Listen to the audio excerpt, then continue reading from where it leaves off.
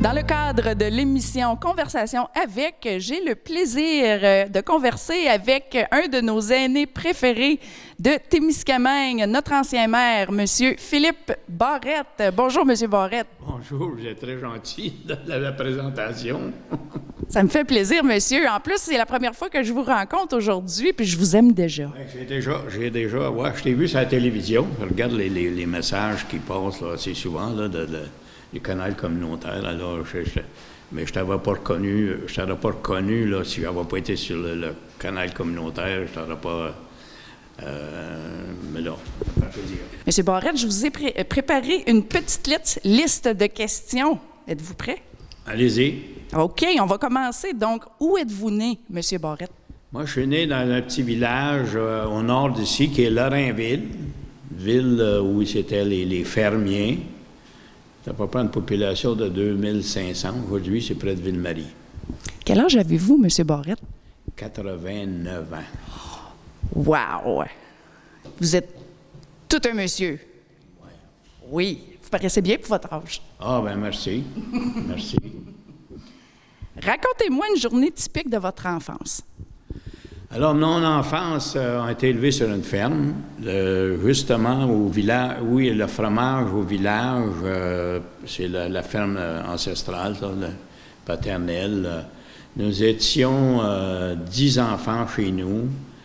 Il y en a 2 qui sont morts, d'ailleurs, de la grippe ou de quelque chose de même, un autre.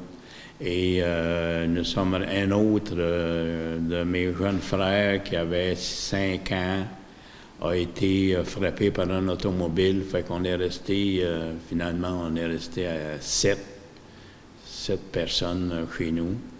Donc, j'avais 2 sœurs et 5 frères. Et vous travailliez sur la ferme de vos parents? Oui, on allait à l'école, il fallait tirer les vaches. Traire les vaches, là, c'était le matin, ça, là. On se levait vers 6 heures. Puis on allait traire les vaches. Parce que là, il n'y a pas d'électricité à cette époque-là, là, quand c'est traire les vaches à mitaine. Et là, ben, après qu'on avait fini vers 7 heures, ma mère nous préparait le déjeuner. Et là, ben, il fallait s'assurer de changer de linge pour ne pas sentir l'écurie, les tables, lorsqu'on arrivait à la petite école. On marchait, on avait peut-être à peu près 1,5 km à marcher pour se rendre à l'école. C'est l'école des Bonnes Sœurs. C'est l'école des Bonnes Sœurs à Lorrainville. Oui. Puis là, ben, en arrivant, ben, là, il fallait faire des prières à genoux, faire des prières. Puis le midi, c'était un peu pareil. On allait dîner chez nous. Vous avez remarché 1 kilomètre pour aller dîner? Oui, pour aller dîner. Et là, on avait 1 heure pour dîner. Fait qu'on arrivait chez nous, on faisait juste manger un sandwich, puis on retournait.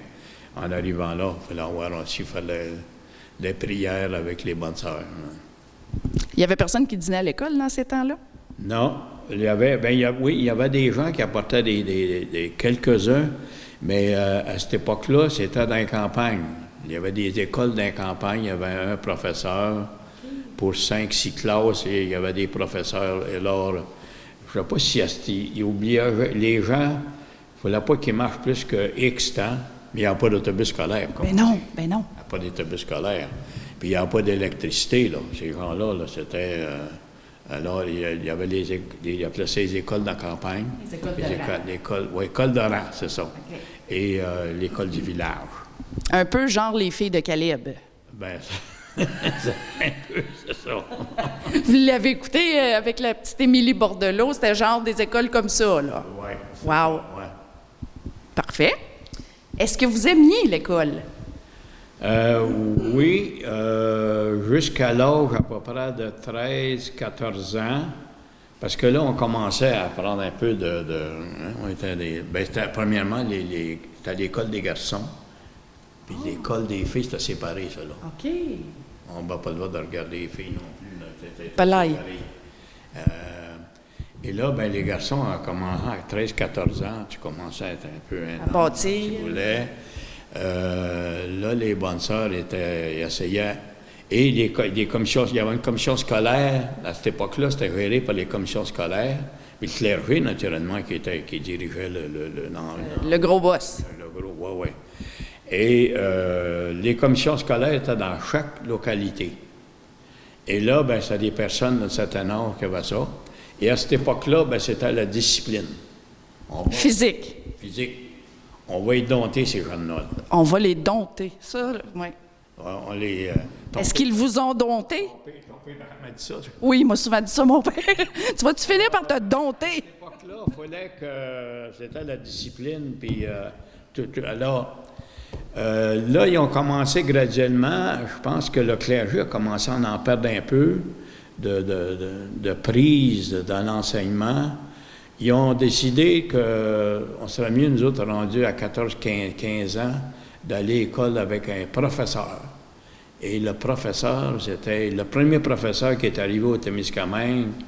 Il s'appelait Marcel Raymond. Ils ont donné le nom, d'ailleurs, de son... lui, il avait un cours classique.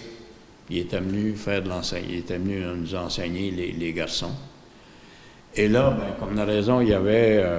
lui aussi, lui, il y avait de la discipline. Et là, ben, je m'en rappelle, moi, là, d'avoir mis... Il y avait une salle paroissiale qui appelait, on va pas d'école, c'était une salle paroissiale.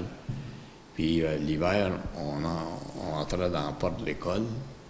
Puis là, ben, il ne fallait pas mettre le pied sur le seuil de la porte. Parce que ça neigeait. Ça permet à la porte de ne pas fermer. Ça faisait de la glace sur le seuil de la porte. Puis là, ben, il nous l'avait dit. C'est vrai qu'il nous l'avait dit. Mais tu sais, quand tu es jeune, là, on oublie ça, autant comme tu es vieux. Fait que, il nous avait dit, on était deux personnes qui avaient... Puis il pensait qu'on faisait exprès. Fait que là, il y avait un borrow chaise, à peu près ça de long, grosseur du petit doigt, ben ce doigt-là, il était gros de même. Et là, ben, quand tu faisais il s'était fait une politique de sanction pour telle chose que tu faisais, tel méfait que tu faisais, ben, tu avais... Cette punition-là. Punition-là, telle punition. Il te donnait la main, là, puis il y avait son borrow chaise. Deux ou trois coups de borrow chaise. Là, ça faisait mal, tu tenais les mains enflées. Ben oui. Et là, ben nous, traire les vaches, ça allait bien, ça, traire les vaches avec les mains. Puis là, on n'osait pas dire ça à nos parents parce qu'on a... Puis vous ne le partagiez pas avec vos parents? Non. Parce que vous aviez peur de vous faire chicaner par vos parents par après? C'était pareil, nos parents avaient cette idée-là aussi. Il fallait dompter les enfants. À cette époque-là, il fallait dompter les enfants. Hey, les temps, ils ont changé. Ah, ben, ils ont changé. Là, ben, ils ont changé. Et l'épouse, j'en ai parlé tantôt, là, mais l'épouse, elle restait au foyer, là, elle pouvait pas, on a évolué, là. Bien là, avec ses 10 enfants, c'est parce qu'elle a beaucoup de popotes, puis de lavage, puis de... C'est déjà beaucoup, ça, là, tu sais. Puis pas d'électricité, un poêle à bois. Alors, ça aussi, faire son propre pain. Puis là, elle avait une huche, là, pour faire le pain. Puis t'habiller, ben là, t'es pas riche non plus, là. Il allait chercher... Je me rappelle, il allait à Béarn, il y avait quelqu'un qui avait du linge qui allait chercher à Toronto. Puis là, ben, M. Godette à Béarn. Et là, le linge, ben là, ma mère nous emmenait là pour essayer de trouver ce qu'il faisait. Des fois, c'était trop grand. Ben là, elle travaillait sa couture pour essayer après ça, repriser des bas. Puis, mes amis, elle travaillait ces femmes-là. Là, les ancêtres ont travaillé, il ne faut pas penser comparativement aujourd'hui. Fait que là, je reviens à l'éducation, mais là, c'était, comme dans la raison, on a passé ça, puis ensuite, ben là, moi, je dis, il faut faire d'autres choses, là. À l'école, on allait jusqu'à la 10e année. OK. Secondaire 3, 4, à peu près. C'était pas secondaire, les autres l'appelaient ça. La 10e année. 10e année. OK. Alors, de là, ben là, il y avait des gens qui allaient faire des cours commerciaux à Rigaud. À où? À Rigaud, près de Montréal. OK. Il n'y avait pas de cégep, il n'y avait rien de ça ici, là. Il n'y avait pas d'auto, fait que ça y allait en calèche. Oui, il prenait le train. Le train, puis là, il y avait la seule chose qu'il y avait à l'école normale à Ville-Marie pour les enseignants. Mais à cette époque-là, les enseignants, c'était des enseignantes. C'est seulement des femmes. Oui. Pourquoi? Je ne sais pas. Je n'ai jamais questionné ça, là. Après... Parce que les hommes, ils n'ont pas assez de patience. Non. Alors là, ben moi, ça me disait du grand chose. Et là, ben, il y avait l'école d'agriculture qui commençait graduellement, il donnait des cours à l'école Moffett, l'agriculture. L'agriculture ne me disait pas grand-chose parce que là, elle se levait tôt le matin, puis ainsi de suite. Alors, moi, c'était la foresterie qui m'intéressait. Alors, je suis allé suivre des cours à Québec, à l'Université Laval, puis ainsi de suite. Et là, je me suis lancé dans la foresterie. Parfait. Donc, Petite question, ça se peut que ça n'a aucune signification, mais d'où vient votre prénom, Philippe? Est-ce que vous aviez un grand-père nommé comme ça, un oncle? Est-ce que votre mère... Mais là, il y avait tellement d'enfants, ils ne savaient pas où donner les noms. Moi, quand ils m'ont baptisé, je ne parlais pas, fait qu'il ne faut pas renier mon nom. Alors, non. Pourquoi qu'ils ont donné à Philippe? Je n'ai jamais demandé à ma mère comment ils donnaient à ma mère. En plus de ça, là, malheureusement, ces gens-là, les femmes, là, tu sais, c'était toutes des grosses familles. Sur le côté de ma mère, je pense qu'il était 12 enfants. Mon père aussi, je pense qu'il en avait 13. Et ces grandes familles-là, là, quand il y avait, d'ailleurs, il n'y avait pas rien, pas de docteur, rien, là, et la santé, des fois, laissait à désirer. Ma mère ne savait pas lire. Alors ça, c'était quelque chose qui, je me rappelle, là, elle avait de la misère à signer son nom. Puis là, tu penses, on fait des erreurs hein, quand tu es jeune. Là, d'ailleurs, il n'y avait pas de magasin pour le linge. Ils faisaient venir ça chez Dupuis Frères, Eaton, Simpson, il y avait des catalogues. Et ma mère envoyait les portraits. Puis là, elle voulait qu'on dise les significations, les spécifications, quelle grandeur, puis ainsi de suite. Puis là, nous autres, pour nous autres, ça nous disait peut-être à peu près 7-8 ans, on commençait à lire un peu, là. Et là, on voulait jouer dehors ou quelque chose, en tout cas. À un moment donné, ma mère commençait à pleurer. Puis elle a dit, mes enfants, c'est pas drôle de ne pas savoir lire. Mais ça ne m'a pas frappé plus que ça. Tu sais, vous étiez un enfant. Oui, tu penses à ça aujourd'hui, tu te dis comment est-ce qu'on était, tu sais. Puis là, elle nous avoir élevés, puis nous avoir bien élevés, puis comme on a raison, la religion était sévère aussi à cette époque-là. Là. Il y avait une visite paroissiale à tous les ans. Quand le curé arrivait, il fallait se mettre à genoux, puis bon, monsieur le curé, puis ainsi de suite. Là. Donc, c'est des choses qui ont été, tu sais, ça a évolué, et nos ancêtres, là, il faut leur donner quelque chose. Ils ont eu de la misère, puis ils ne se plaignaient pas. Ils ne se plaignaient pas comme aujourd'hui, là. Mais ils ne connaissaient pas mieux. Bien, tu as raison, ils ne connaissaient pas mieux. Puis ils essayaient de nous dire, là, de nous éduquer le mieux possible, là, la politesse. Puis ma mère, quand il y avait quelqu'un qui venait chez nous, on était près du village, là. Puis ces gens-là venaient à la messe le dimanche. Alors, ça partait avec un cheval, là, puis on appelait ça un cutter, avec un traîneau, là, puis, tu sais, il appelait ça avec des grosses couvertes, puis ça menait à la messe. J'ai vu ça dans les filles de Caleb.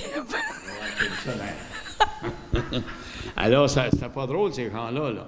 Et là, ça prenait une place d'être le cheval, le cheval chez nous, il y avait une écurie. Et là, ces gens-là, premièrement, il fallait qu'ils viennent communier. La messe, c'était à 10 heures. Mais là, il n'y a pas déjeuner, les autres là, puis il fallait qu'ils aillent communier à jeun. Alors là, ma mère le faisait des toasts, puis ainsi de suite. Là, puis aller prendre un petit café, puis ainsi de suite. Ils accueillaient ces gens-là. Une femme avec un grand cœur, votre mère. Puis là, beaucoup, ces gens-là, ça ne menait pas tout seul, là, ils emmenaient la famille aussi. La trollée. Oui, c'était la misère noire. Mon Dieu Seigneur. Mais vous savez, ma grand-mère, elle en a eu 13. Ah oui? La mère à ma mère, elle en a eu 13. Fait que j'ai été élevée un peu avec le conseil. Je pense que j'ai 200 cousins, cousines tremblés sur le bord à ma mère. Puis c'est ça, les visites paroissiales, c'était comme vous expliquez, même que si ma grand-mère n'était pas enceinte, après 1 an, à sa dernière visite, il lui mentionnait qu'elle devait retomber enceinte prochainement. Le curé checkait ça, là, lui. Il faisait une vérification. Oui. Est-ce qu'il y a du nouveau qui s'en vient? Je m'en rappelle. Ces pauvres femmes-là qui ont eu 13 enfants, mon Dieu Seigneur, moi j'ai toujours admiré ma grand-mère d'avoir vécu ça. C'est vrai que vous l'avez eu dur. Oh oui, absolument. Vous devez trouver qu'on n'est pas débrouillards, les jeunes, à comparer vous, avant, de votre génération. Les jeunes d'aujourd'hui, si je regarde ma famille, j'ai 2 garçons, puis une fille. C'est vrai qu'ils sont un peu inquiets quand ils voient quelque chose. Ben là, ils donnent. Mais à cette époque-là, personne ne s'inquiétait trop, là, tu sais. Je me rappelle, là, les gens, s'ils étaient malades, ben là, tu avais 5 000 à faire, 5 000, c'est 8 kilomètres. C'est qui peut voir. Oui. Et pour aller à l'hôpital, c'est pas loin, mais il y en a qui étaient beaucoup plus loin que ça. Il y en a qui étaient à 75, 80 kilomètres. Il n'y avait pas de chemin, là. Ben, il y avait les chemins, mais c'était avec les chevaux. C'est ça? Avec les chevaux, là. Alors, il embarquait, il mettait des briques, là. Je me rappelle, il y avait des briques de chaleur, oui, pour garder la chaleur. ça dans le fourneau.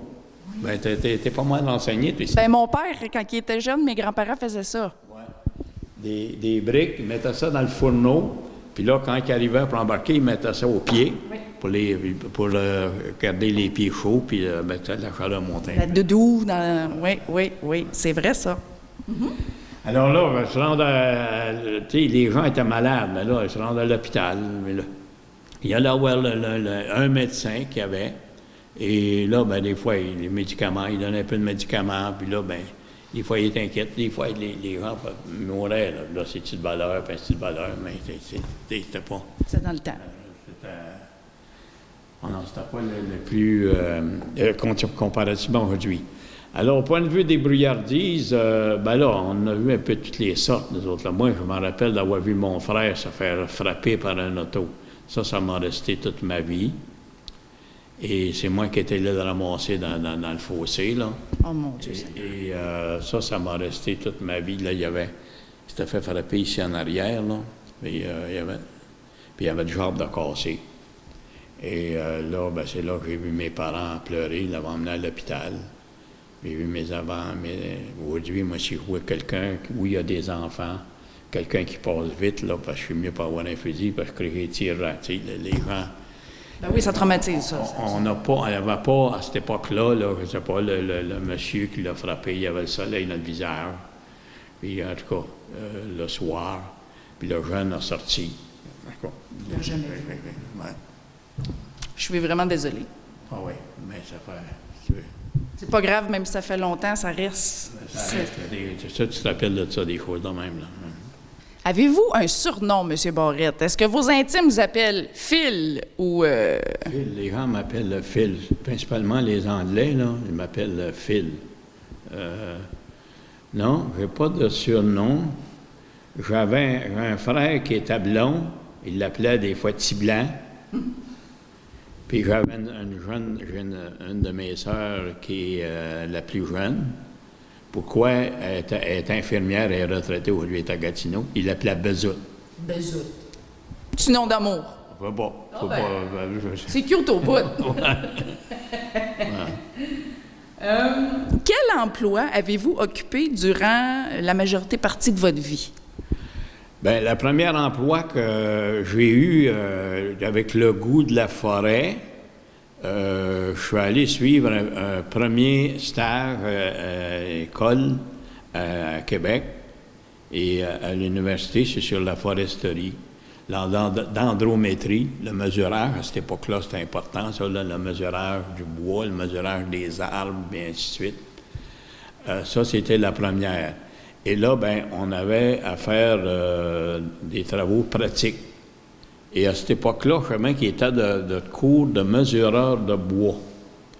Alors, le gouvernement m'avait demandé d'aller, de prendre temporairement, il donnait un permis de mesureur pour aller visiter, bien, je suis venu, la première fois que je suis venu à Témiscamingue, c'est ça, venir mesurer le bois de poêle. Les gens l'avaient coupé, puis il était dans un tas. Alors là, je ne sais pas moi ce qu'ils chargeaient pour une corde de bois de poêle à cette époque-là, peut-être, je ne sais pas moi, une pièce. Une pièce? Ah, oui. Ça en est 260 maintenant, à peu près. Oui. Alors ça, c'est à peu près dans les années 49, 50, je suis venu ici. Et là, ben, il y avait un autre monsieur qui était avec moi, qui est un homme d'un certain âge, qui était près de la retraite. Lui, il était mesureur, puis moi, ben, j'étais un peu son assistant, puis il appelait ça les travaux pratiques. Comment faire ça? Alors, tu arrivais sur un citoyen ici en ville, puis là, ben monsieur, vous avez un permis de bois de poêle, vous avez coupé votre bois de poêle, bois de chauffage. Oui, mais là, il a coupé ça 4 pieds de long à cette époque-là. Là. Alors, tu regardais, puis il y avait de la neige. Là, le monsieur voulait qu'il déterre un peu de la neige. Hey, c'était tout un job. Et là, ben, ils s'entendaient sur le nombre de cordes qu'il avait coupées.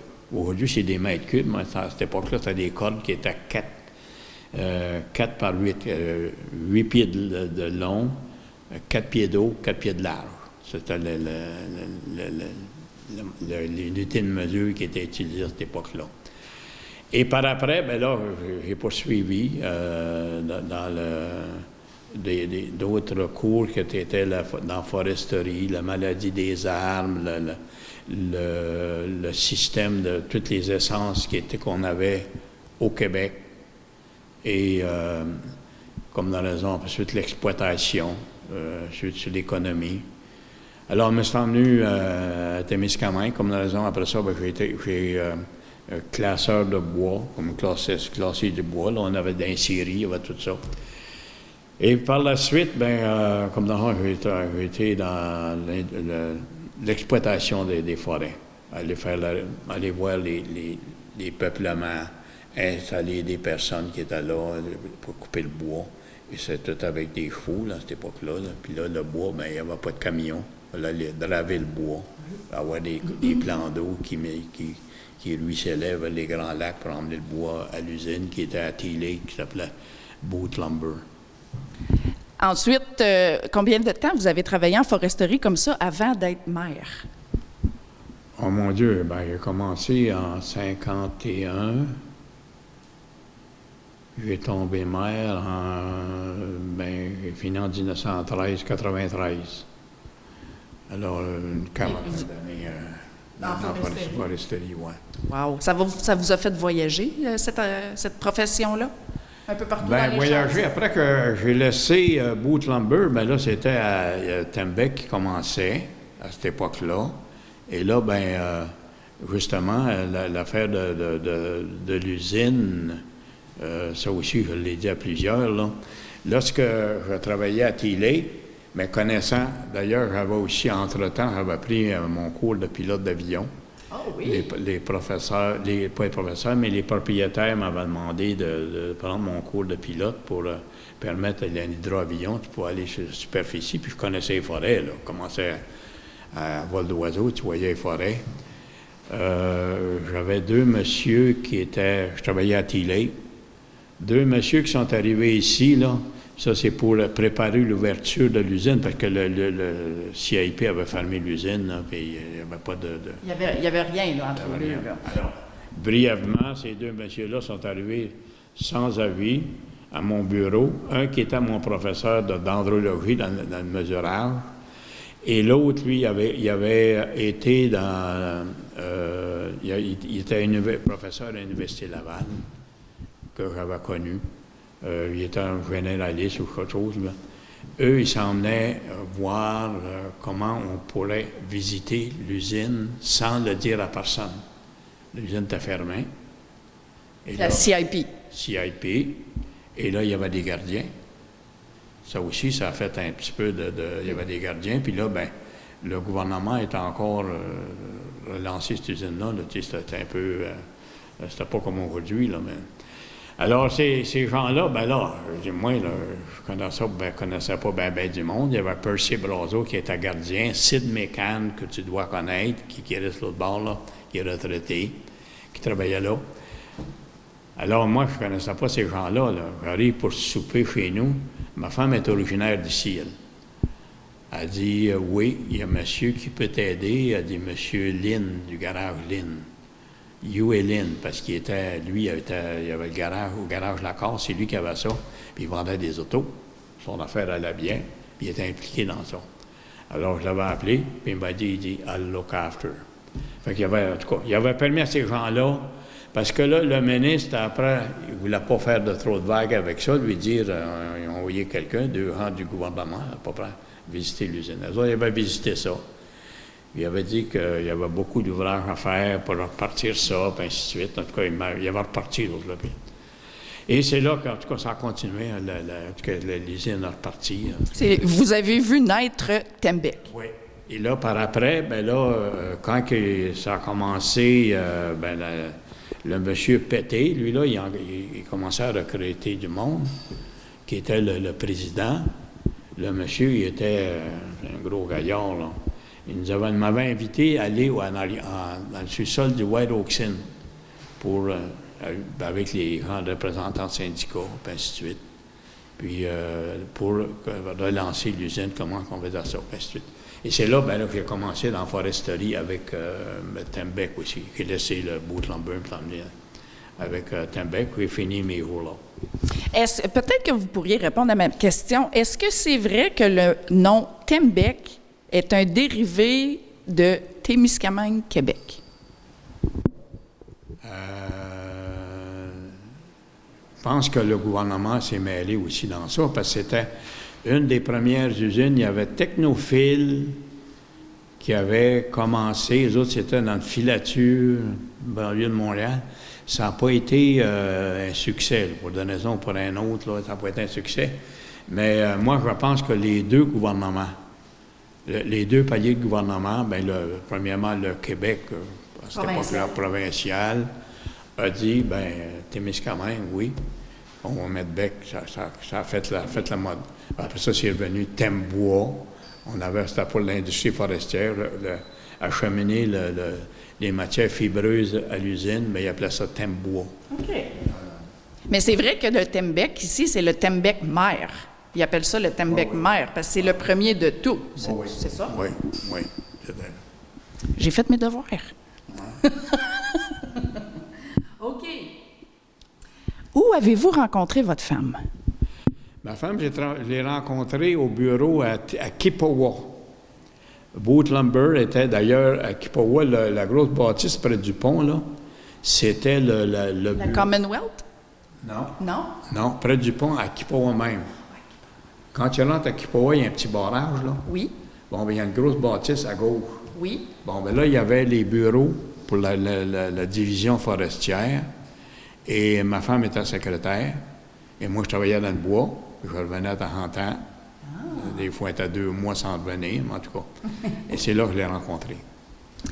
Comment se nomme votre femme, son nom de fille? Thérèse Boucher, elle demeure à Témiscamingue. Elle demeure encore à Témiscamingue. Oui. OK, j'étais pour vous demander votre âge. Vous avez dit un beau, gros 89 ans. Oui. Wow, vous êtes vraiment en shape. Pour votre âge, M. Barrette. Merci bien. J'espère qu'un jour, à 89 ans, je vais être en shape comme ça, moi aussi. La longévité va augmenter, là. C'est ça qu'on a, notre problème qu'on vit de nos jours, là. Tu sais, les gens, là, 80 ans, là, il y en avait 80, 70, 75, 80, c'est le maximum, là. Mais là, aujourd'hui, la longévité, vous autres, là, vous allez vous rendre à 100, 120. La science médicale, là, ça me tente pas.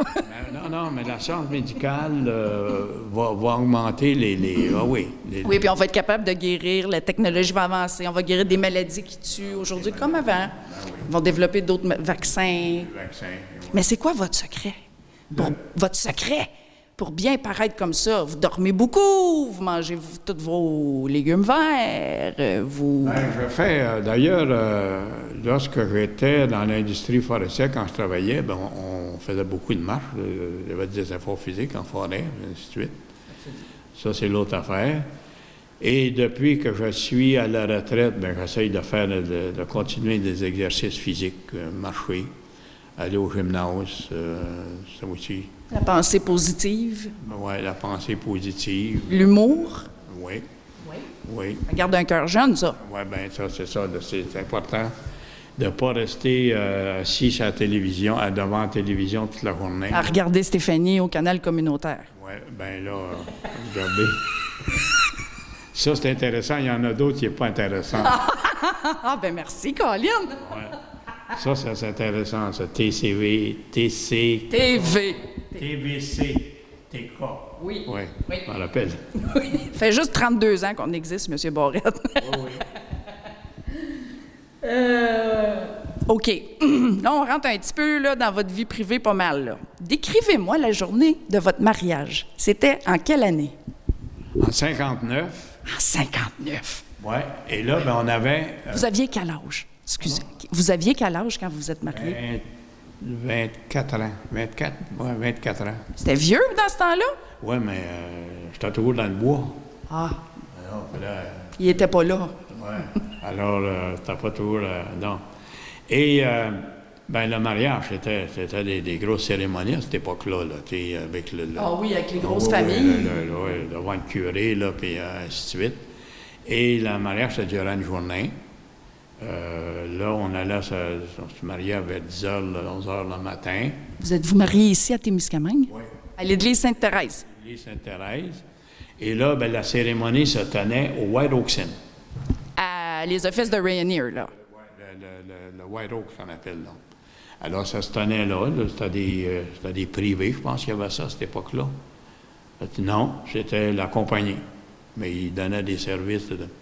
Alors, tu avais une belle pelouse en avant, puis là, ils prenaient des portraits, puis ainsi de suite, les mononcles, puis ma tante, puis ainsi de suite. On avait, ouais, les amis. Ça. Les cousins, les cousines, les beaux-frères, les belles-sœurs, toute la famille. Ça a l'air que ça rockait pas mal dans White Oak dans le temps. Ben, à cette époque-là, non, c'était encore assez... C'était tranquille? Après que c'est venu. OK, ouais. C'est là que c'était plus ouais. les années yéyé. Ben oui. Après que l'usine... ouais, quand l'usine est repartie, là, c'est là que je pense qu'il y avait des gens qui étaient retraités, jeunes. Et là, ben, ça allait... Ouais, ça allait... Mais il y avait un beau petit restaurant là-dedans, avant, oui, apparemment. Bonne cuisine, une très bonne cuisine. Et oui, la grand-mère à ma plus vieille fille était cuisinière à White Oak, Denise Condy. Chaput. Ah, peut-être, oui. Ouais. Il y avait des bonnes cuisinières. Il y avait des bonne cuisinières. cuisinière. Ouais, il y avait des... Puis, vous étiez habillés... Ah, ben là, il faut voir l'habit de noces, là. Ben, c'était pas des habits spéciaux qu'on allait acheter, là. C'était avoir un bel habit avec une cravate, puis... Votre chemise du dimanche. Oui, chemise du dimanche, là, puis... ouais. Avez-vous magasiné pour votre habit de mariage? Non. Ben là, il fallait te magasiner. Ça prenait un habit qui était neuf, là. Ça, oui. C'était... On dit un habit ou un habit, on ne appelle pas, c'est fidèle au masculin, un habit, mais en tout cas... un vêtement qui était... Et là, la robe de mariée, ça, je pense que ma femme a été magasinée, elle, pour la robe de mariée. Là. Ah oui? Elle n'était pas faite faire sur mesure par ses sœurs? Ou... Non. Là, ça, il faudrait que je demanderais, là. Je ne me rappelle pas. Là, parce que moi, mais, si je peux me permettre, mes parents se sont mariés en 72, puis la robe de mariée à ma mère était en laine, était crochetée. Ah oui? Oui. Oui, il y avait... Je sais qu'il y avait des coups, c'était immense, ça, là. Hein? Il fallait se lever ça pour monter les escaliers. Des vraies princesses. Oui, oui. Ah. Vous aviez 24 ans quand vous êtes mariés, votre femme aussi? Ma femme avait 23. OK. Quels principes vous ont transmis vos parents? Le principe commun... Quels principes vos parents vous ont transmis? Bien, mes parents, moi, je pourrais dire, c'est la politesse, le respect des opinions. J'ai jamais entendu mon père ou ma mère dire que lui, là, il peut-être, tu sais, c'est immoral, qu'est-ce qu'il fait, ou des... Sans jugement. Oui. Sans ça, il faisait pas de... Il respectait l'opinion des gens. Des fois, il disait, bon, on n'est pas d'accord avec ton opinion. Mais ça a toujours été, autant ma mère qu'on s'ostinait entre nous autres, des fois chez nous, les frères, là. Frères et sœurs, on s'ostinait, mais non, c'était... Ça, c'est quelque chose pour la politesse. Ça, là, c'était important. Ma mère, elle nous revenait souvent avec ça, la politesse, puis jamais sacrer après personne. Mon père ne sacrait pas, là. Des mots, non. Des mots de l'Église. Bâtard. Bâtard, verra. Mais c'est tout. C'est jamais il donnait un sac. Pas la chanson complète, là. Ouais. Mm-hmm. Mais je vous crois beaucoup que vos parents vous ont transmis ça, parce que pour avoir été mère 20 ans de temps ici à Témiscamingue, le monde vous aime. Toute la communauté vous aime ici, là. Donc, si vous respectez l'opinion des gens, il faut que vous ayez quand même... c'est ça, un gros respect des gens, parce que pour être mère, c'est ça, il y en a beaucoup qui n'avaient pas les mêmes opinions que vous. Mais vous, il faut que vous respectez ça. En tout cas, si tu avais été ici dans le temps du parc, là, la planification du parc, là, D'ailleurs, Ça a brassé. c'est pas tout le monde qui nous aimait, j'en suis sûr. Je comprends ça, mais je pense qu'aujourd'hui, ça a valu la peine. À regarder tout ce que le parc amène Ah oui, à notre communauté, c'est le nombre de touristes qui vont visiter ça. plus, il y a au-dessus de 30, je pense qu'on est rendu à 36 millions d'investis à cette route-là. Et là, ben c'est un plus pour Témiscamingue. Oui, ça a créé de l'emploi aussi. Tu sais, on avait seulement qu'une mono-industrielle. Et le fait, moi, ce que je voyais aussi, le fait que cette usine-là va déjà fermer, il se peut, dans le futur, que cette usine-là peut fermer encore, et là, on va tomber encore. Et la madame qui nous avait aidés dans ça, c'est Nathalie Normando, qui était, elle aussi, elle a eu une certaine difficulté, là. Elle nous avait dit, toutes les municipalités étaient ministre des Affaires municipales. Elle dit, Philippe, elle n'était pas tellement enrhumée, la madame, mais elle était très brillante. Elle venait de la Gaspésie, Maria, quand même. Elle avait dit, vous devriez regarder qu'est-ce qu'on peut faire pour les villes qui sont mono-industrielles, si jamais il arrivait quelque chose. Un plan B pour la survie. Exactement, bonne expression, plan B. Et c'est là qu'on avait regardé qu'est-ce qu'on avait. Et comme la raison, ben on fait venir, ça a commencé avec le ministère, puis il y a des gens qui sont venus voir ça. Ils avaient un beau territoire, puis d'ailleurs, il y avait deux gentilles dames qui étaient avec un monsieur, qui ont fait toute l'inspection, puis ils trouvaient des choses très intéressantes. Les spécialistes dans ça, j'ai oublié les noms. Les deux madames sont venues d'ailleurs, il y a 2 ans, je pense, sont venues ici, là. Ils marchaient tout le territoire, puis ils trouvaient des genres d'oiseaux, des genres de plantes. Des géologues ou des il y avait une ornithologues. Formation spéciale, les autres là. Et ils écrivaient tout ça, là, puis c'est là que ça a fait que ça c'était devenu... Ça a été documenté, ensuite oui, publié. Documenté, puis là, ben, en tout cas, il y avait encore, ben là, il y avait le plus gros, là, c'était les chasseurs à l'orignal qui semblaient être les gens.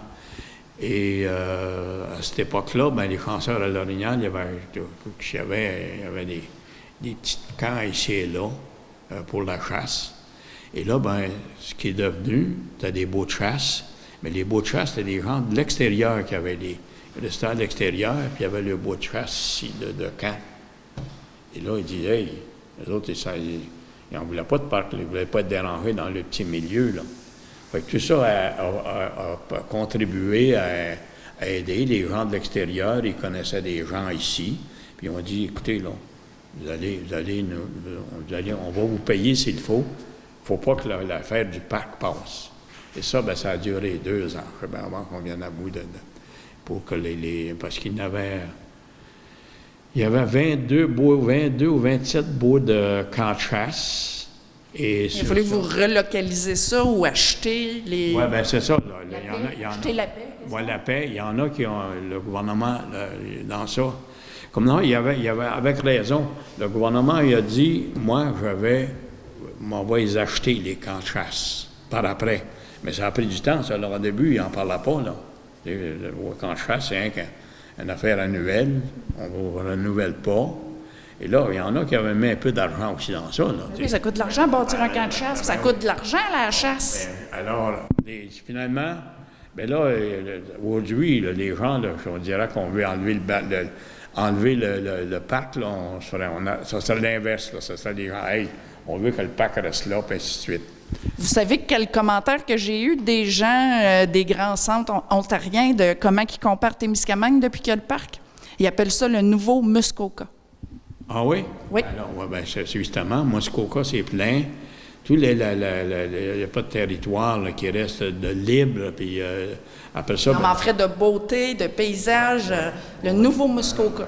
Mais merci de Témiscamingue, on a 6000 lacs, on a des plans d'eau.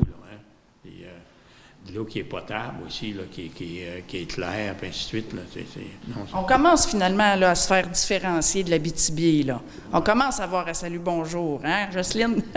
Qui commence à parler de nous, là, qui nous différencie. On est sur la map. Oui. Puis, bien, c'est un peu grâce à vous, si vous avez poussé pour le parc au Pémican. Aujourd'hui, dans les grosses nouvelles, c'est ça qui nous réfère. Bien là, le parc, on a raison, je m'en rappelle. il y avait des gens, des citoyens qui étaient venus nous voir, qui étaient venus à une assemblée. Puis là, quand on avait pris la décision qu'on avait le parc, il y en avait un qui s'était levé puis il avait dit « Monsieur le maire, savez-vous combien il y a de parcs en Ontario? » Nous autres, on disait que les gens de l'Ontario, d'ailleurs, le Québec le voyait, lui, là, il dit « Il y a le parc Algonquin, qui est le plus près d'ici. » Mais les Ontariens, les autres, là, le gouvernement du Québec voyait ça, que les Ontariens viendraient nous voir dans le parc lorsqu'ils l'ouvrent. On est collé sa frontière. Le type, il avait dit « Monsieur le maire, savez-vous combien il y a de parcs en Ontario? » Ben, il y en avait, en tout cas, il n'avait arrivé avec 90 parcs qu'il y avait en Ontario. Ben, c'est l'Ontario, c'est pas le Québec. OK. Qui était votre guide dans votre vie? Quelle a été la figure qui vous a guidé? Ben, mon épouse m'a aidé beaucoup parce que moi, quand je suis arrivé ici, je ne parlais pas anglais. OK. Et ma femme, ben, d'autres à Témiscamingue, ceux qui sont de natifs de Témiscamingue, comme toi, probablement, eux, c'est pareil. Tu as appris l'anglais, toi, là. Je suivais mes cours d'anglais à l'école, mais je ne le pratiquais pas. Donc, quand que je suis arrivée à Témiscamingue, c'était yes, no, toaster. Ah oui? Oui. Ah. Parce que là, les gens ici, c'est quelque chose que il y en a plusieurs qui remarquent ça, les gens, surtout du Nord, qui remarquent ça. Même ma soeur qui est à Ville-Marie, quand elle parlait bien anglais. Alors, c'était mon guide pour me dire comment il y avait des phrases qu'on ne disait pas bien, fait qu'elle me reprenait, puis ainsi de suite. Là. Ça a été votre guide linguistique. Oui, linguistique, oui. Parfait. Si vous aviez à partager une recette familiale, laquelle dois-je absolument connaître? Le partage familial, ben, premièrement, les enfants, il faut les aider. Surtout de nos jours, ils ont tellement d'accès à de dévier d'une vie respectable. Alors, il faut les aider, surtout avec les nouvelles communications qu'il y a. Les réseaux sociaux. Les réseaux médias, là, tous les réseaux, que à partir de l'Internet, il y a tellement d'occasions qui peuvent dévier d'une vie respectable. Ça, je pense qu'il faut assister nos jeunes dans ça, le plus possible. Aussi, les enseigner de ne pas rester à la maison puis regarder la télévision. Il faut qu'ils fassent de donner de l'intérêt, que ce soit dans un sport ou quelque chose. Le plein air. Le plein air, que les gens qu'il y ait un intérêt. Parce qu'ils restent renfermés, là, à un moment donné, là, ils se donnent à trouver une ouverture. Des fois, c'est une ouverture qui n'est pas tellement humaine, pour notre société. Là. Absolument. Je vais vous reposer la même question, mais sous une autre forme. Si vous aviez à partager une recette de manger familiale, laquelle que vous voudriez me faire connaître? Le pâté chinois à votre mère, les tartes aux pommes à votre femme, des pâtes de sœur, c'était quoi? Le mets chez vous. Ben, que ce soit avec vos parents ou avec votre femme. Là, je ne veux pas discréditer ma femme ou ma fille, mais ma mère, en tout cas, faisait des tartes au sucre. Oh. À vieille manière. Oui. Après ça, le pain, c'est pareil, elle faisait du pain. Et chez nous, vous autres, vous n'avez pas vécu ça, là, mais nous autres, on a eu durant la guerre, la dernière guerre. La Deuxième Guerre mondiale? Oui, la Deuxième Guerre mondiale, il y avait des rations. Des quoi? Des rations. Ça prenait des coupons pour acheter du beurre, tu avais le droit. Le gouvernement avait défini, là, c'est une grande histoire, oui. Le gouvernement avait défini que chaque personne devait consommer par année tant de beurre. Le gouvernement décidait comment que vous mangiez? Oui. Wow. Il donnait des coupons. Tu avais des coupons, tu allais acheter ça sur le secrétaire municipal, là. Farine, beurre. Le beurre, le sucre brun, la farine, la viande. Vous achetiez pas ça avec de l'argent, mais avec des coupons du gouvernement? Non, mais là, tu avais le droit de... Mais nous autres, ça a fait, mais on t'a pas... On va tout, là. Ouais. À part que le sucre et la farine. OK.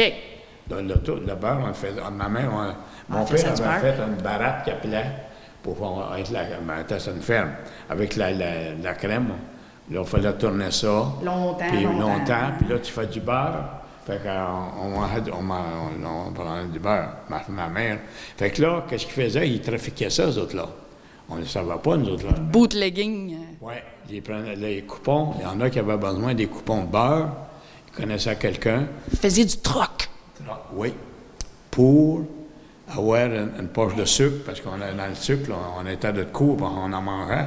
Ben oui, parce que dans les fonds-de-rang, il n'y en a pas de magasin d'épicerie, il n'y a pas de dépanneur, il n'y a pas rien de ça qui existe encore. Puis là, à cette époque-là, ben, tout se vendait, des sacs, des gros sacs de 50, 60 livres, à cette époque-là, là, que tu avais. Ben, au nombre de personnes dans la famille.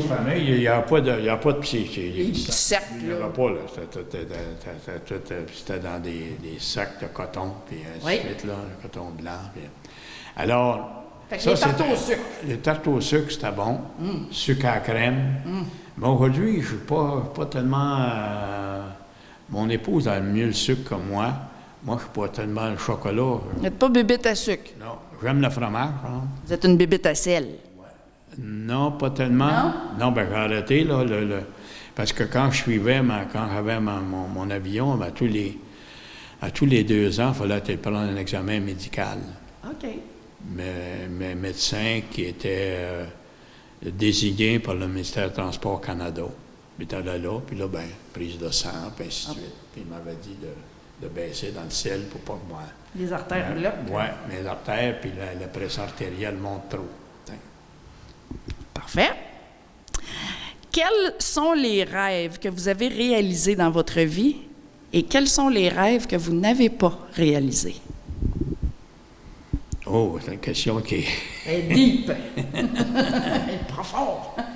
Bien, les rêves, j'ai premièrement ma famille. Je suis satisfait de ma famille.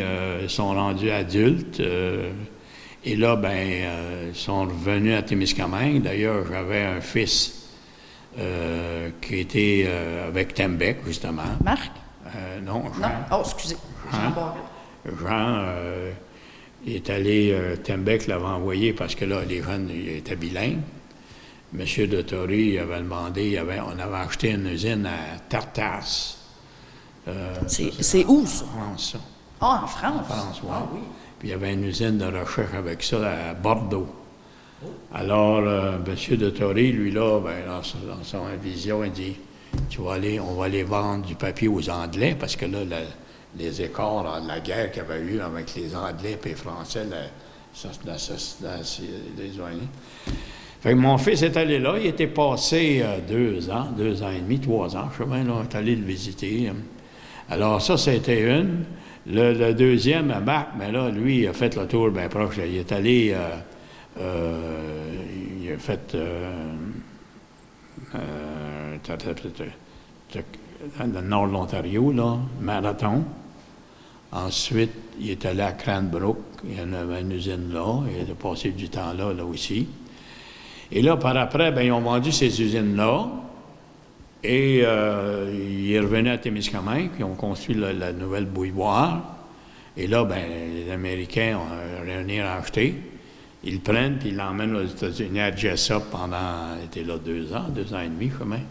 Alors là, il est rapatrié ici. Ça c'est une chose qui m'a aidé. Vous êtes très fier? Oui, que je suis fier. Ben, à mon âge, tes enfants, tu sais, ils sont à distance. Là. Comme madame là, qui dit que les enfants sont en moi, ils ne sont pas tellement loin, mais c'est encore, s'ils étaient proches, quand tu commences à être vieux, tu as besoin d'aide, bien là, tes enfants sont ici. Et aussi, ils ont des enfants, puis les enfants, bien... Vous êtes grand-papa? Oui, grand-papa, puis ils sont éduqués, là. Il y en a un qui vient de revenir, là, Sébastien. Il est un joueur de hockey, lui, là. De revenir à Témiscamingue? Oui. Sébastien Barrette. Oui. Il vient d'arriver, ça fait peut-être 3 mois. Un mois, il a fini à l'Université Laval, ingénieur chimique. Puis là, il vient travailler ici. Vous êtes fier de ça? Et l'autre, le plus jeune gars, ben là, à Marc aussi, lui aussi, il est à l'Université Laval, à l'Université d'Ottawa. Et lui aussi, il a même, il veut faire comme son père est ingénieur chimique, puis ainsi de suite. Mais quel rêve que vous aviez, plus jeune, que vous n'avez pas réalisé dans votre vie? Le rêve que je n'ai pas réalisé, ça aurait été peut-être à la mairie. Être plus longtemps, moins longtemps? Non, on a travaillé, puis on ne l'a pas réalisé. C'est qu'on voulait, pour les aînés, on voyait venir le vieillissement de la population. Le conseil était d'accord avec ça aussi. Réaliser, on a bâti justement les résidences, là. Ça a été... et on voulait agrandir. Et là, lorsqu'il est venu le temps d'agrandir, là, ça a été un petit problème avec... on voulait faire ça dans la façade des résidences. Les gens qui habitaient dans le logement en façade, ils nous bloquaient à vue, puis ainsi de suite. Là, on a voulu faire ça en arrière, et là, ça a été un peu plus compliqué, parce que là, on a eu, entre-temps, on a eu des flottes, inondations, des pluies, le changement climatique, des pluies torrentielles sont arrivées. Et là, ça a tout changé. Le centre a été inondé à 2 reprises. Et l'autre bord, là, c'était juste pour pas que l'eau, on était chanceux qu'elle touche pas, qu'elle rentre pas dans l'intérieur de la bâtisse. Alors ça nous a refroidi. Alors là, on a regardé pour aller ailleurs, construire ça. Et comme de raison, on n'a pas été capable de réaliser le projet. On n'a pas anticipé assez. On avait des privés qui voulaient venir. Il y en avait un qui venait de Saint quelque chose, là, de près de Montréal, là, lui, pas Saint-Jérôme, en tout cas. Le monsieur était venu ici, il avait regardé ça, puis lui, le site qu'il avait mis, c'était justement en arrière, ici, sur le plateau. Oh! Oui. Il dit, monsieur Greff... Il voulait bâtir les résidences en arrière? Une résidence pour les aînés. Oh, wow! Oui. Là, il dit, lui, à cette époque-là, la télévision commençait, mais c'était pas tellement... Il dit, Philippe, M. Fratelli qui s'appelait. C'était bien qu'est-ce qu'il y avait, là, lui, à Saint-Jérôme, près de Saint-Jérôme, là. Il y avait une rivière, puis il y avait... c'était gros son affaire, là, lui. Il y avait une belle rivière, il y avait des gens, pour les gens qui étaient Alzheimer, il y avait le degré de démence que les gens avaient, il y avait en tout cas des étages, là, en tout cas, c'était bien. Alors, il était venu voir ça, puis lui, il dit, moi, là, Philippe, là, je vois ça, puis il dit, la place qui est le plus achalandée, c'est votre centre ici. Il dit, les gens passent 75% de leur journée dans les châssis. Regardez le hall. Oui. Alors, il dit, là, c'est une belle place, là, ils vont voir les gens arriver, puis ça lui fait parler, puis ainsi de suite, en tout cas, à cette époque-là. Fait qu'on n'a pas été capable de réaliser ça. Finalement, lui, le monsieur avait... il avait une exigence, lui, il fallait qu'il aille, puis dans nos petits milieux, là, lui, il dit, écoute, si tu es capable de trouver 65 personnes qui peuvent venir rester dans nos milieux, dans nos résidences, il dit, on peut faire quelque chose. Mais là, à cette époque-là, la population n'était pas aussi vieille qu'aujourd'hui, fait que les gens n'étaient pas prêts à venir demeurer dans ces résidences-là, d'aînés. Monsieur Barrette, le monde a tellement changé depuis votre naissance. Quels progrès ici à Témiscamingue vous ont le plus étonné? Ce qui m'a étonné, les premières fois que je suis venu ici à Témiscamingue, moi là, en 49-50, il y avait l'électricité, puis nous autres, dans le Nord, on n'avait pas l'électricité, là. OK. C'était... ceux qui avaient l'électricité, c'était à Ville-Marie seulement. Lorrainville, les autres villages n'avaient pas d'électricité, on était encore à la lampe à l'huile, là, puis le fanal à l'huile. En chandelle. Et là, on s'est dit, ces gens-là, quand on venait ici, puis je voyais avec l'électricité, imaginons-nous aujourd'hui, là, si on ne va pas d'électricité, comment est-ce que c'est? Hein? On en perd une demi-heure, bon, tout de suite, on crie au crime. Là, alors ça, c'était l'évolution qui m'a frappé le plus, là, moi. Partez, là, quand on disait que, d'abord, autant chez nous, ici, il y a eu des histoires, là, qu'il y avait seulement qu'un télégraphe, il n'y a pas de téléphone, hein. N'oubliez pas ça, là. S'il y avait Il y seulement... avait un télégraphe dans tout le village. Il était Ici, ici, dans la au gare. musée, dans la cave. Dans la cave. Fait que le monde, Ouais. fallait qu'ils viennent ici. Alors, c'était par télégraphe, les commandes, les gens, c'était tout par la poste, là, les gens par le train. Oui. À tous les jours, le train venait tous les jours, il n'y avait pas de communication. Ça a été les communications, là, tu sais, aujourd'hui, hey, on parle, tu sais, ben justement, la semaine passée, j'avais une conférence téléphonique avec les gens de la France. OK. Il était 6 d'eux autres, sur pas un Zoom, Zoom. là, un Zoom, là. E.T. Alors, on était 4-5 du Québec, là, puis on parlait avec eux autres. On avait déjà été, là, 2 ans, on est allé visiter. Alors, la chose qui s'est développée le plus, là, c'est ça. En l'espace de 10 ans, 15 ans, si tu remontes ça, là, tu sais, de partir que quand tu étais la fondation de la ville, là, ces choses-là, c'était pareil, là, tu sais. Puis là, tu es aujourd'hui, même avec les médias aujourd'hui, puis l'Internet, tu as un problème sur un équipement, tu prends en photo, puis tu envoies ça au manufacturier, puis il va dire où tu as... Alors ça, c'est des choses qui étaient développées. Ce qu'on a perdu, moi, je pense qu'on a perdu un peu peut-être dans la physique. Par contre, on a regagné beaucoup sur le plan savoir. Les gens, aujourd'hui, il n'y a plus d'enfants ou de 10, 12 ans qui ne vont pas à l'école, là. Ils vont à l'école, ils vont pas l'apprendre. Ça aussi, c'est important, parce que nous autres, là, à notre époque, là, les gens, ben, tu vas aider ton père, tu vas aider ta mère. Puis ça, c'est plutôt les femmes, là. Comme ma mère, pourquoi ça ne va pas lire? Ben, sa mère était malade. Puis là, Il fallait qu'elle s'occupe de ses petits frères, de ses petites sœurs. là, justement, le restant de la famille, fait que c'est elle qui faisait les repas, puis aider, puis... Fait que ça va... Fait que ça aujourd'hui, tu n'as plus de ça, là, de gens qui ne savent pas lire. Mais par contre, Il y en a encore. mais pas beaucoup dans les jeunes. Je peux vous en nommer 2. Bien, je les nommerai pas, là, mais j'en connais personnellement 2 plus jeunes que moi qui ne savent pas lire. Ils n'ont pas... Ben là, ça passe plus, mais ça passe de moins en moins, ça, là. Ça passe, mais c'est caché. Oui, peut-être. Mais il y en a encore, M. Barrette. Mais je pensais pas qu'il en restait de très peu. Parce que je me rappelle, il y avait une madame, puis là, ben, il y en a, j'en ai frappé un aussi, il était limeur de scie. Ça, c'était rare, ça aussi. Mon père est limeur de métier. Oui? Ah oui?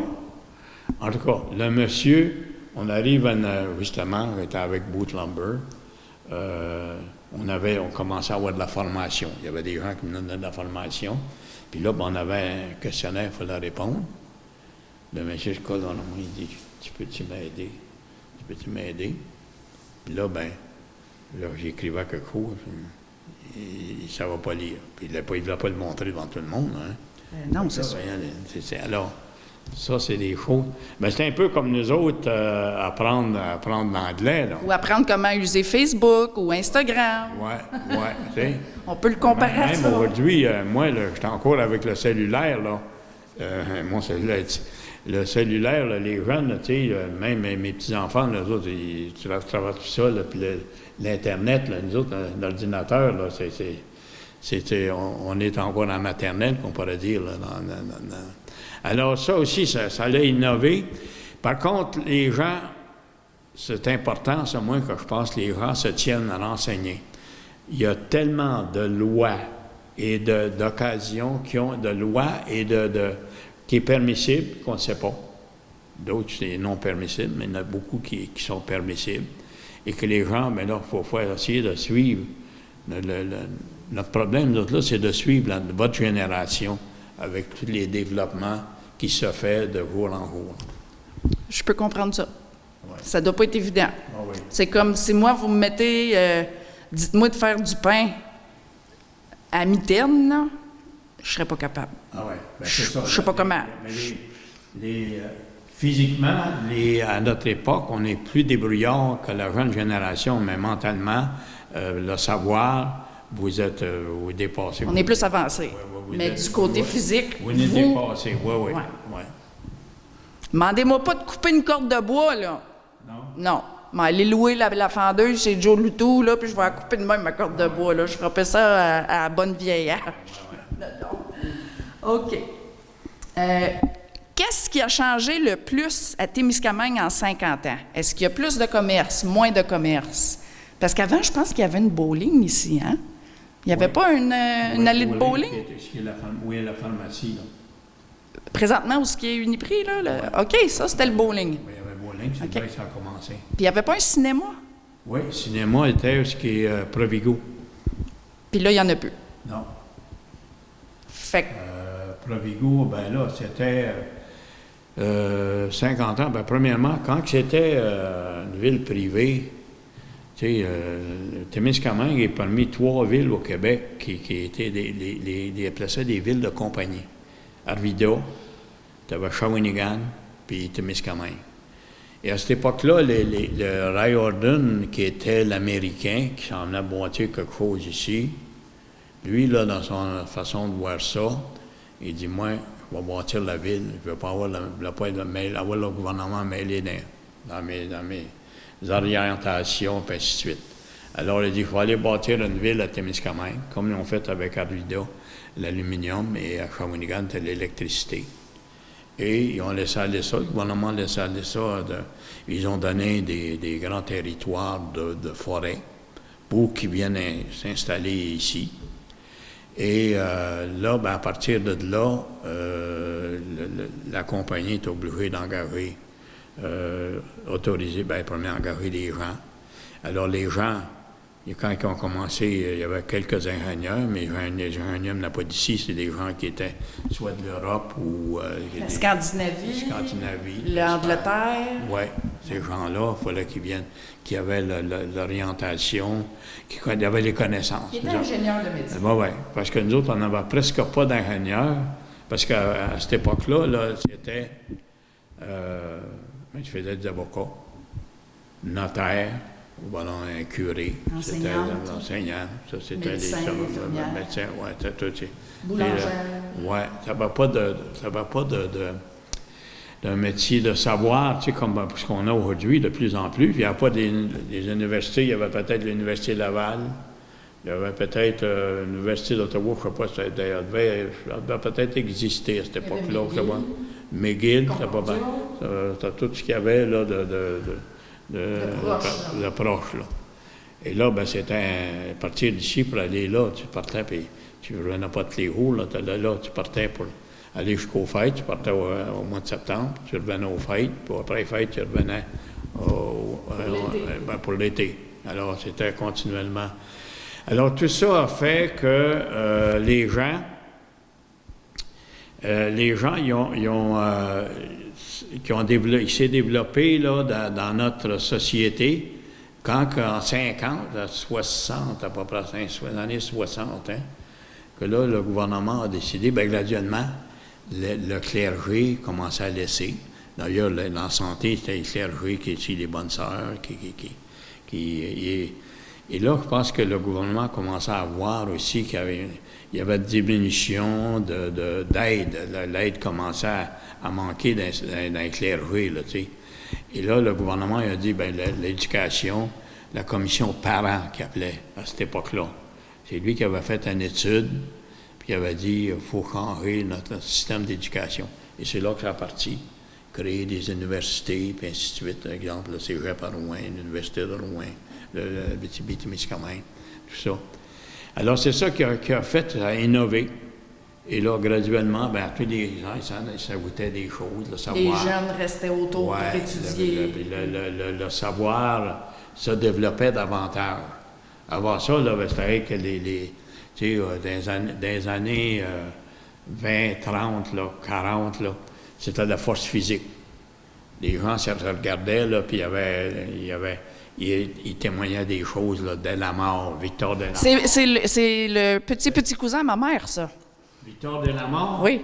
Bon, bien, il t'amenait à Ville-Marie. J'ai toute sa documentation chez nous, ses affaires. Victor Delamare. Victor Delamare. Puis Louis Cyr.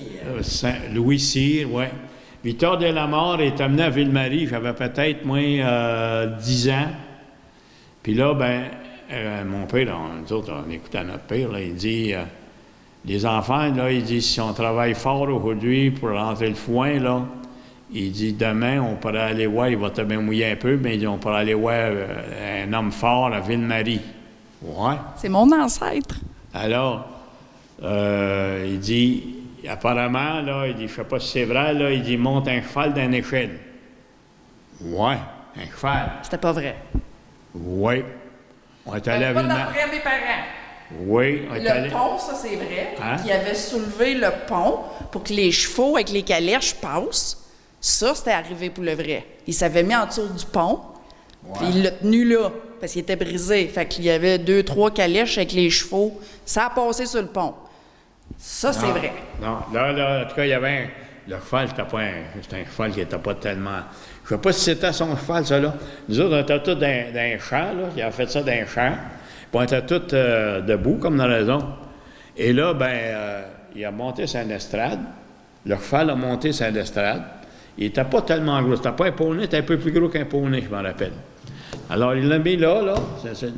Et il y avait son échelle. Et là, ils ont passé des courroies, des straps de cuir entre les deux pattes du cheval en avant puis en arrière.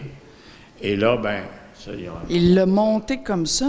Puis là, dès la mort, lui, là, il s'est mis des gros courroies après les épaules. Puis là, il a commencé à lever ça tranquillement. Là, le monde a crié, il n'est pas capable. Il n'avait qui, il disait ça. Mon père, il disait, j'ai hâte de voir quand est-ce qu'il va lever ça, lui, là. Alors, là, ça a fait, ça criait, t'es pas capable, là, puis tu nous as fait, faut pas moi se comprendre. Tu nous as fait tomber notre 10 cents, on payait à 10 cents pour aller là, c'est pas mon père qui a payé, là. Alors, à un moment donné, il a monté une autre marche. Puis là, le cheval était habitué parce que le cheval, il regardait la main, puis le monde criait, là. Puis là, quand ils ont arrêté de crier, il n'était pas capable de la mort, là, il a donné un coup, là, il a levé le cheval, puis là, c'est la patte d'en avant du cheval. Puis le cheval le regardait, lui. Fait que là, le monde s'est changé tout de suite. Le monde tapait toutes des mains. Bien, on a dit, c'est vrai qu'il est capable de lever. Alors, mais ces gens-là, là, tu sais, c'était la question de qui était le plus fort. Ça, c'était une autre chose qui m'avait C'était une fierté. Oui, une fierté. Il y a un monsieur Paiement de Hurleton. Un monsieur Paiement de Hurleton, lui, là, il allait dans le nord ici, là. Lui, il était entrepreneur forestier. Et ça, c'est le beau-père m'a conté ça, mais là, 24, 25 ans, il s'en va à Québec. À cette époque-là, là, il y avait un genre de cirque. Il y avait un ours qui était dans une cage de fer. Et là, il disait qu'il donnait, je ne sais pas moins, 25 piastres, quelqu'un qui voulait aller rentrer dans la cage, aller se battre avec l'ours.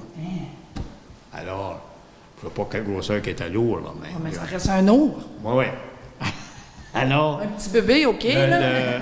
Le monsieur, il avait ses chums avec lui. Ils ont dit, il s'appelait Wilfrid. Ils ont dit, Wilfrid, t'es fort, toi, tu devrais y aller. C'est vrai qu'il était fort. Le nounours s'appelait Wilfred ou l'homme? L'homme. OK. Non, mais c'est parce que Winnie the Pooh, l'ours, s'appelait Wilfred aussi. Excusez, je sais pas.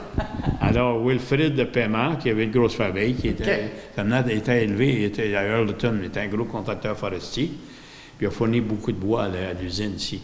Alors, là, les gens qui étaient avec lui, là, en tout cas, ils ont dit, Wilfrid, vas-y, tu es là. Fait qu'en tout cas, 25 piastres, c'était de l'argent, à cette époque-là. Là. Oui. Fait que Wilfrid, en tout cas, il est rentré dans la cage avec l'ours. Là, l'ours, il s'est levé pour la poignée. Là, Wilfrid, lui, il est rentré par en arrière, puis il a poigné l'ours par le cou. Puis l'ours était de main. Puis là, il serrait, puis l'ours, il dit que les pattes d'en arrière commençaient. Ah oui. Alors, après une secousse, là, le monde criait, là, hein, puis lui, il m'a l'a compté, le monsieur Paiement. Moi, là, il dit, je forçais, mais il dit, le monde criait, là, il dit, je voulais faire certain qu'il me frappe pas, l'ours, là. Alors, finalement, il lâche, il ouvre le bras, l'ours tombe à terre, puis il est mort. Alors, l'histoire, là...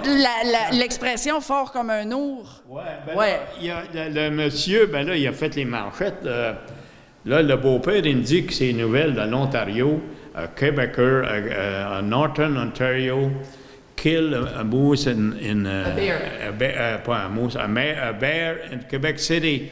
L'histoire de ça, ça a duré 2-3 jours sur les radios. Il n'y a pas d'Internet dans ce temps-là. Les radios et les journaux. Ouais.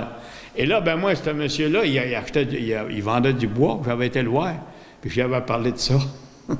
Puis il m'avait montré comment il avait fait ça. Là, il dit, il a serré. Puis, On appelle ça un chokehold. puis, mon frère me demeure à Timmins, puis il disait que les gens, ils le connaissaient, là. Puis il dit, il rentrait à l'hôtel le samedi, là. À cette époque-là, c'était des bars. Là. Wilf, on va garder une bière. Ça tirait du poignet. Ah, ça comme ça. Puis là, il dit, je voyais le bonhomme, il se relevait la manche, là, puis il tirait du poignet, puis là, il aimait ça par là. Ben oui. C'était la force physique. Là, ah oui. Pas de savoir. Pour revenir à Victor Delamare, c'est vraiment mon ancêtre. Là, saviez-vous qu'il était 5 pieds 4? Il était 5 pieds 4, Victor Delamare. Ah, je sais pas. T'es tout petit. Il restait à Saint-Jean-de-Mata, lui, je pense. Hein? Ah, faudrait que je ressorte le livre. Ouais. Ma grand-mère avait écrit notre lien de sang avec lui. Elle avait tout décortiqué ça. Là. Il était 5 pieds 4, il était policier à Montréal.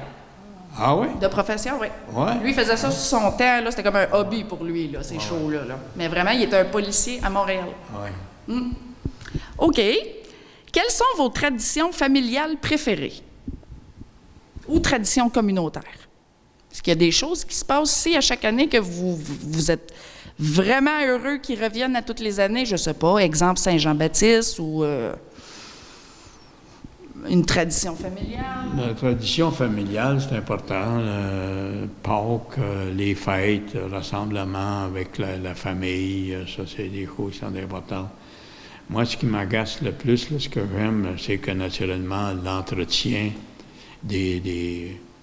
autant des commerces que des résidences, ben, tu sais, surtout quand tu as une ville qui est censée être touristique, mais là, il faut que ça soit accueillant, là, tu sais, tu rentres, puis tu sais, mais là, quand tu rentres, là, puis c'est tout délabré, là, dans n'importe quelle municipalité, là, même, je vois dans des petites municipalités vers le nord, là, puis tu vois, là, tout est en... Ça dégrade. Ça dégrade, là. Tu n'attires pas de monde avec ça, là. Alors, surtout que Témiscamingue, c'est la cité jardin. Oui. C'est important d'avoir des belles fleurs. Des belles fleurs, ça, c'est important, oui. Puis là, je sais qu'ils ont eu de la difficulté, mais là, les fleurs, ils les ont mis, là. J'ai vu qu'il y avait... non, ça, c'est important. Puis là, que l'herbe, la pelouse soit bien entretenue. Quand tu arrives, là, puis tu es dans des pissenlits, cette affaire-là, là, tu sais, qui arrive du monde nouveau, qui arrive, ils n'ont pas fait le ménage ici, là. D'ailleurs, un qui était très urgent avec ça, c'était M. Dottori, qui était à l'usine, lui, là. Quand il y avait des éviteurs qui venaient, là, lui, il fallait que le ménage soit fait. Puis, il nous le disait pas. Il exigeait la cour. Aux gens de communauté. Non, à l'usine. OK, à l'usine. Des clients qui arrivaient, là. You got to clear in your house. You're going to get visitor. Puis il y avait de la raison parce que si tu voulais vendre ton papier, puis c'était tout délabré, c'est que ça a resté, ça, ces choses-là. C'est bien, ça. Quels sont les 3 mots qui vous viennent à l'esprit pour décrire notre belle communauté? Bien, la forêt,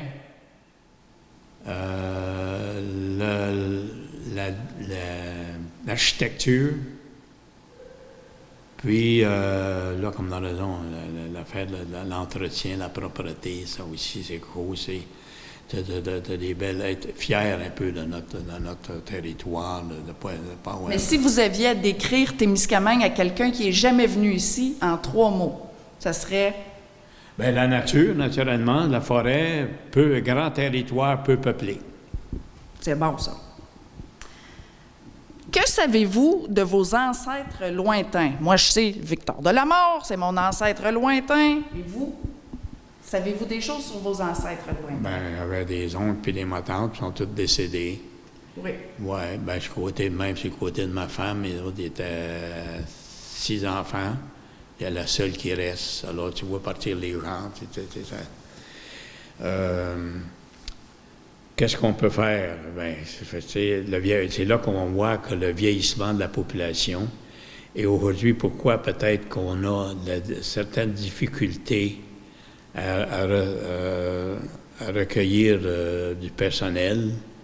Il y a tout de bien le vieillissement de la population, des retraites préanticipées, où on a, avant ça, c'était à 65 ans. On a réduit, alors, on a réduit ça. Et tout ça a fait, je pense qu'on s'est trouvé trompé. Puis là, ben, il y a eu aussi l'économie, le boom économique que nous avons eu. Ça aussi, avec on fait venir des gens, des immigrés. Mais on a des immigrés, par exemple, qui sont très bons. Il ne faut pas penser qu'ils sont tous... il y en a qui sont peut-être illettrés un peu, mais la plupart là, sont tous bien... Alors, tout ça a fait que, là, on passe à une période d'ajustement. La pandémie, comme d'argent, ne nous a pas aidés. Ensuite, ben, on a eu aussi... tu sais, à cette époque-là, moi, que j'appelle les syndicats, c'était pas connu, ça, là. À l'époque, là, moi, quand j'allais à l'école, là, les syndicats, ils n'avaient pas, là. Ici, il commençait à en avoir un. Des grèves, il n'y en avait pratiquement pas. Aujourd'hui, ben là, les gens ont le droit de gréver. C'est correct. Parce que ça a amélioré le lieu-être, parce que les employeurs étaient... Quand j'allais dans un camp forestier, moi, là j'ai mangé du ballonné, on avait avec ça. Il n'y avait pas de frigidaire l'été, il n'y avait pas de frigidaire. Tout ce qu'on avait, là, c'est des gros morceaux de ballonné, là, comme un genre de pas de ça de long. Et là, ben, tu mangeais du ballonné pour déjeuner le matin avec du pain, des toasts. Puis le midi, ben, tu avais encore du ballonné. Puis le soir, ben, des fois, il l'avait changé, il l'avait fait cuire dans le ketchup. Ah. Fait que, mais personne ne fiolait. Mais non. Il n'y avait pas d'autre chose. C'est ça. Il n'y avait pas de frigidaire, il n'y avait pas de glace. Par après, ben là, ils se sont un peu améliorés. Ils ont commencé à dire on va planifier. Si on va ouvrir un chantier, un dépôt à tel endroit, ben on va essayer d'aller faire de la glace là, pour l'hiver pour l'été qui ne va pas. La dernière question, M. Barrette. On est arrivé à la fin. Que pourrais-je être surprise d'apprendre à votre sujet? Est-ce qu'il y a quelque chose que pas beaucoup de gens savent à votre sujet qui pourrait surprendre? Une qualification, un talent que vous avez? Ben là, bref, je laisserai la population juger quel talent que j'ai. Mais je pense que ce qui est important, n'importe qui qu'on voit, il faut tenter d'être à l'écoute des gens. Parce que même, là, de plus en plus, je vois, là, il y a des gens, surtout avec le vieillissement de la population, ça nous surprend. Des gens qui ont un peu de démence, des collègues qui ont un peu de démence. Alors, moi, je pense qu'il faut être encore, même à mon âge, il faut être à l'écoute des gens, puis dire qu'est-ce qui peut arriver alors, moi, je pense que ça, c'est quelque chose qu'il faut essayer de développer, parce que vous prenez, par exemple, à mon âge, il y arrive un jeune de 10 ans ou 12 ans, mais là, on n'a pas plus on n'essaye pas d'avoir de renseignements de lui. Moi, j'avais au gymnase, là, puis jouer les jeunes, bien justement, au gymnase, il y a des jeunes d'à peu près 16, 17 ans, là. Puis je les ai parlé de la mort. Ils font des exercices physiques, puis sont des hommes et des femmes, là. Ils font des exercices physiques, là. Puis bien plus fort que moi, là. Puis là, ben, je lui disais, de la mort, puis Louis Cyr, il ne connaissait pas ça. Ben, j'ai dit, allez voir sur Internet, là, puis... Non, il n'y en a pas beaucoup qui le connaissent, Victor Delamare, Louis Cyr, étonnamment. Ouais. Ça conclut l'entrevue, M. Barrette, pour aujourd'hui. Ben, merci. Ce fut un honneur. Ça peut être utile pour le canal communautaire. Je sais bien qu'il doit en avoir qui est en train, qui regarde ça. Absolument. Et puis là, ben, il y a de l'information. Je sais bien que c'est une répétition, là, mais en tout cas. Mais ce fut un honneur de vous interviewer, M. Barrette. Merci beaucoup d'avoir accepté. Et puis, je vous souhaite tout le bonheur du monde et salutations à votre femme. Alors, merci de votre part, vous autres aussi, la patience de m'endurer dans nos Vous aussi, hein, la patience avec mes 36 000 questions, là. Merci. Tu bien préparé. Moi, tu n'avais 19. 19 questions. Ah. Et merci à madame. Et là, pense-y avant de prendre ta retraite, là, pense-y. Merci beaucoup, Monsieur Barrette. Cheers!